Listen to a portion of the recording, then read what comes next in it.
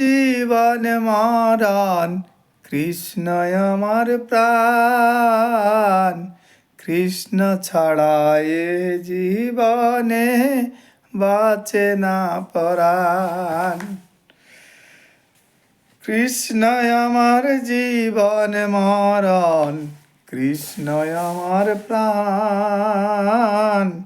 কৃষ্ণ ছাড়া এ জীবনে বাঁচে না পরাণ। কৃষ্ণ ছাড়া বৃথাই জীবন, কৃষ্ণ কর সার। কৃষ্ণই আমার জীবন মরণ, কৃষ্ণই আমার প্রাণ। আজকে আমরা আলোচনা করব চৈতন্য চরিতামৃতের শ্রীবাস অঙ্গনে মহাপ্রভুর নৃত্য কীর্তন। আগো একদিন শ্রীবাসের মন্দিরে গোসাই, নিত্যানন্দ সঙ্গে নিত্য করে দুই ভাই। শ্রীবাস পুত্রের তাহা হইল পরলোক, তবুও শ্রীবাসের চিত্তে না জন্মিল সুখ। হরি বল। মৃত পুত্রের মুখে কইল জ্ঞানের কথন, আপনে দুই ভাই হইলা শ্রীবাস নন্দন।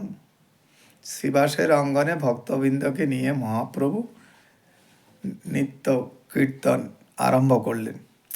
এদিকে শ্রীবাসের একমাত্র সন্তান, তার পরলোক গমন হলো। বলছে তবুও শ্রীবাস মহাপ্রভুর সাথে হরির নামে মর্ত ছিলেন এবং মহাপ্রভু শ্রীবাসকে যা যা প্রশ্ন করলেন, শ্রীবাসের মৃত পুত্র ঘরে ছিল, মৃত পুত্র মুখে, কিন্তু তবুও তিনি জ্ঞানের আলোচনা করলেন। কি জ্ঞান? কৃষ্ণ জ্ঞানের।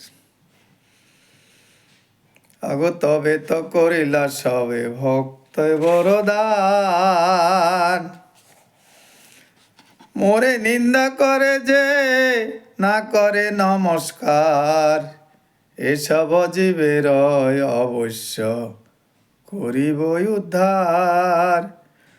অতএব অবশ্যই আমি সন্ন্যাস করিব, সন্ন্যাসীর বুদ্ধে মোরে প্রণত হইব। মহাপ্রভু বলছেন, মহাপ্রভুকে নবদ্বীপবাসী সবাই নিন্দা করত, তাই মহাপ্রভু সিদ্ধান্ত নিলেন আমি অবশ্যই সন্ন্যাস গ্রহণ করব। তাহলে সন্ন্যাস বুদ্ধে জীব আমাকে দণ্ডবোধ করবে, জীবের উদ্ধার করব। ভগবান কৃষ্ণ নামের ছলে জীবকে উদ্ধার করার জন্য সিদ্ধান্ত নিলেন। হরে কৃষ্ণ।